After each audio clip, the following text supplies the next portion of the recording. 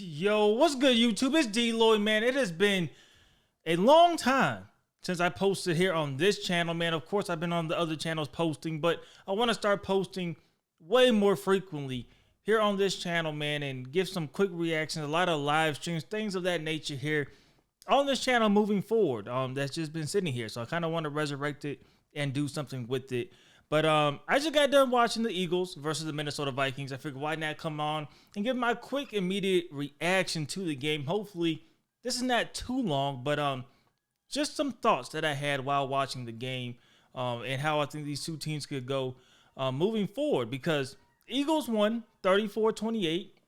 Eagles now 2-0. The Vikings now 0-2. And you would assume two different directions to start the season, right? But my main takeaway is this was an ugly game. This was an ugly game for both teams, but it's still a promising game for both teams. Yes, even the Minnesota Vikings moving forward. And that is interesting. It's something that you don't really say too often. Now, the reason why I say this is promising is because they did not play good. Either team simply did not play good. And I think this shows that preseason is important. Teams need to play their starters and some of their main guys in preseason. It doesn't have to be excessive, but I think those reps are valuable. Yes, you practice against a lot of these teams in preseason. You get some work in that way, but it's not the same. The execution, sometimes you're just a little bit off, and you just being, a second off here and there can change the way the play plays out. And I think we've seen that really, the first 2 weeks for the Eagles in particular. The Minnesota Vikings have other issues that is causing that sloppiness in terms of just the execution not fully being there. And I think for Philly fans, some people are worried. I'm not really worried long term. I think Philly, especially when you look at the schedule moving forward, I'm definitely not really worried long term, but it is something that, you want to see cleaned up. You definitely want to see cleaned up. You definitely do not want to go down this path. But you're looking at the rest of the schedule for a while. I mean, Tampa Bay, I think that should be a win. Washington has, an elite probably front seven. That could give the Eagles some problems, but I still think they win that game. LA, you win that game. The Jets without Aaron Rodgers, I still think you win that game. The Dolphins is going to be tough. But you have a winnable front part of the season, so particularly you could probably get away with the sloppy play.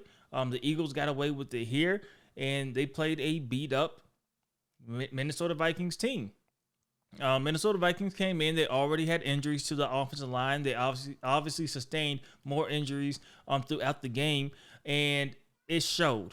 Kirk Cousins is going to give you Kirk Cousins things. He's going to give you a great stat line at the end of the day, and he did that today. 31 for 44, 364 yards, 4 touchdowns, 0 interceptions.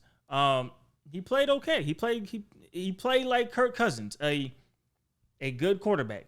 A good quarterback. People like to give him flack, but he is a good quarterback, and he played like it today. Justin Jefferson, he played like an elite receiver today. 11 receptions for 159. No touchdowns in this one, but 13 targets. I mean, he was very effective and efficient with the targets he did receive. And just watching him, he's the best receiver out there. And he showed. Jordan Addison showed why they spent a first-round draft pick going and get a good receiver like that opposite Justin Jefferson. Only 3 catches, but for 72 yards, he had that touchdown. I mean, and the touchdown was nice. Able to make the catch, break the tackle, and then just walk right into the end zone. I mean, 2 touchdowns in 2 weeks for the rookie Jordan Addison, who I think is going to get a lot of shine, really, because defenses are going to have to neglect them simply because you have C.J. Hawkinson, you have Justin Jefferson. How much resources can you allot to Addison? And quite frankly, it's not a lot. So they look positive there. The main thing is obviously the fumbling. 4 lost fumbles in this game. That is unacceptable. And quite frankly, you're not going to win games. Just losing that amount of fumbles.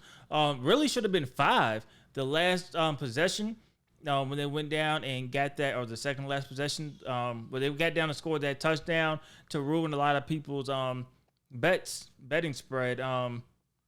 We got a fumble from Madison. Luckily for the Vikings, it was offside, so it negated that. But that was another lost fumble. So you definitely have to get that under control. And then the running game in general is just putrid. Like it's not even good. It's not remotely good. It's not mid. It is awful. It is awful. And Alexander Madison, I mean, you don't invest a lot into the running back position, and you are getting pretty much that, a running game that is not invested in. I want to give them the benefit of the doubt because, like I said, they do not have their starting old. I mean, they're playing with a backup offensive line. They're playing with a backup offensive line. That is something that you do have to consider, of course. But 2 games in, this running game, not good. 19 carries, 62 yards on the season for Alexander Madison. 3.3 yards per carry. That is not going to get it done. And they're going to have to figure something out to try to at least make you respect the run. I mean, the threat of the run, like they're doing play actions. And it's like, why? Like, why are we even going through this process? I understand trying to get the deep developing route open, but like, why are we even going through this? Like the defense knows you're not running the ball. The fans know you're not running the ball. Like, what? Why are we even doing this game of I could potentially be handing the ball off? No, you're not. No, no, you're not. Unless you're just trying to get your quota of maybe getting 10 total team rushes, which they still did not do. That is the main focal point of the offense for the Minnesota Vikings, and it's glaring. It is glaring that needs to be addressed and fixed. And how much can you do with injuries? We'll see how healthy that O-line is next week and as you go further along into the season. But it's not very good. I don't want to be super negative. It is not very good. Looking at the Eagles, like I said, losing the offensive coordinator, I was kind of interested to see exactly where they'll pick up this season. And I think mainly they will get there. I think we will still see a similar Eagles offense down the road. You see glimpses of it. It's not quite ready yet. And like I said before, I think the lack of reps, not getting them in preseason has hurt. Jalen Hurts hasn't looked, he had the rain game and then obviously playing New England. And then this game, tough. New England made sure you just didn't go over the top. And they were okay with everything else. This game, somewhat similar. They were able to get some chunk plays over the top. Nothing crazy, of course. They hit a big one early on with Devontae Smith. That was a great play. I think that kind of opened up, like, okay, we could do something here. But of course, the Eagles, one of the top 5 at worst offensive lines in football. They dominated and they looked really good. DeAndre Swift, 28 carries, 175 yards, and a touchdown. That is a good bounce back game, I would say, for Swift, who just was non-existent really in week 1. He came out, he showed out. No Kenneth Gainwell, so I'm sure that played a factor in it. I always say I don't trust Philadelphia running backs because it's just a carousel. You don't know who's going to get the ball, when they're going to get the ball. One day, Swift got 28 carries. Next week, he could go down to 14. He could go down to 10. He could go down to 8. Who knows what's going to happen. But DeAndre Swift today dominated. He looked really good. He looked really good running behind that offensive line. He looked decisive with the cuts he was making. I think everybody's going to look at this game and say DeAndre Swift is maybe playing himself as the clear-cut RB1 in Philly, which, everybody pretty much assumed he was going to be that, but then we've seen how week 1 played out. He looked like that, like everything that you wanted out of DeAndre Swift when you signed him. And then, of course, Boston Scott, he came in. Like I said, you never really know who's going to get the ball. He averaged 8 yards a carry, which is very, very good for him. Then you had Jalen Hurts with his 2 touchdowns.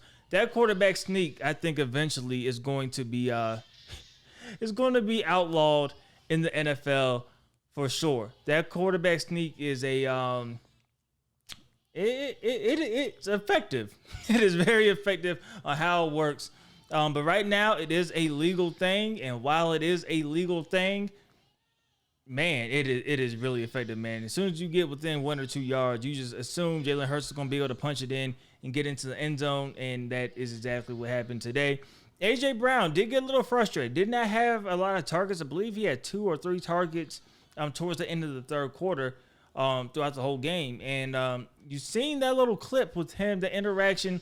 We don't know what was said with him and Jalen Hurts. You kind of could read the lips of Jalen Hurts saying, I got you, which means, maybe he wasn't too happy with the targets he was receiving. And then immediately, I think he proved that was right because he immediately got like 2 targets just back to back. As soon as that conversation took place, you've seen A.J. Brown get more involved. But only 4 catches, 29 yards on 6 targets. I mean, it wasn't like everybody was getting a ton more. Dallas Goedert had 7.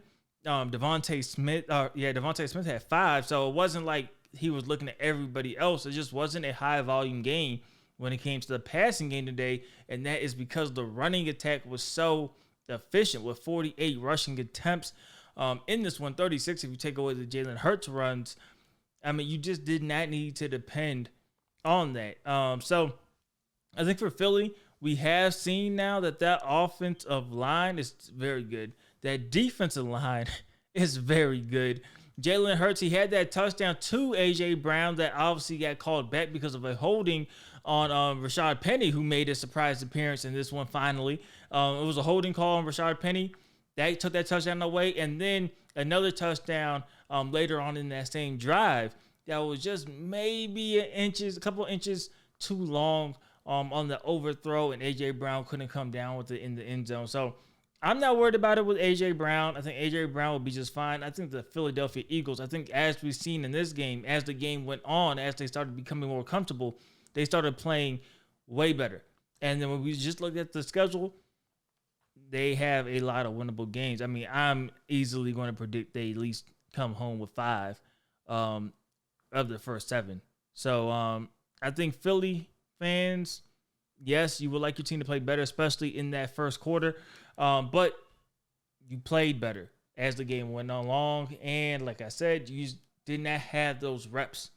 And preseason has been neglected for the most part. You don't see a lot of starters or a lot of focal point players playing, and I think it kind of hurts the product for the first 2, maybe even 3 weeks of the season. So those are my takeaways, man. Minnesota, I think you guys will be okay. You got to get the offensive line shored up. They had to become healthy.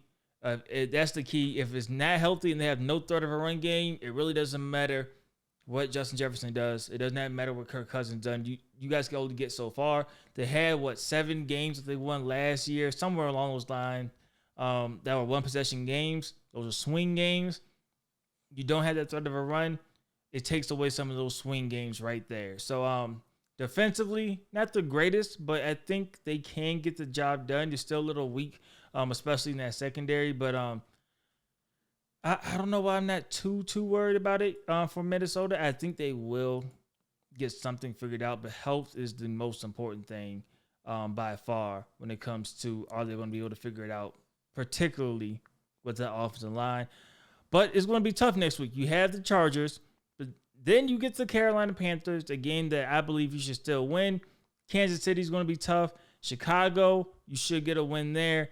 I mean, really looking at the team, I might backtrack on the you should feel okay. Might be some urgency. But like I said, it's not the team. I think it's more so you need that offensive line and that running game. The offensive line injured, running game non-existent. Merge those together, you have an 0-2 start. So that is my quick takeaways, man. Like I said, we're going to be doing a lot more here on the channel. On this channel, obviously the other channels that I have is going to continue to go. We'll continue pushing out content there. But this channel in particularly, I want to post a lot more stuff. I want to do a lot more live streams, things of that nature. So hopefully you guys are looking forward to that. I don't even know how many people are even subscribed to the channel to watch and know I'm posting on it, man. But we're gonna work on that. We're gonna work on that. Hopefully we change that. Hopefully you guys enjoy these types of videos and the live streams that we'll be posting. But let me know in the comment section, how do you guys feel about the Eagles at this point? How do you guys feel about the Vikings, and what do you project for the next, few weeks for these two teams? I think Philly has a good road. Minnesota got to get healthy. Have some tough games. But I also believe that they could figure it out, man. Let me know how you guys feel about it in the comment section below. As usual, if you guys did enjoy this video, do me a favor and leave this video a like. It definitely helps me out a lot. And subscribe if you haven't already. It's DLloyd. I'm see y'all next time. Peace.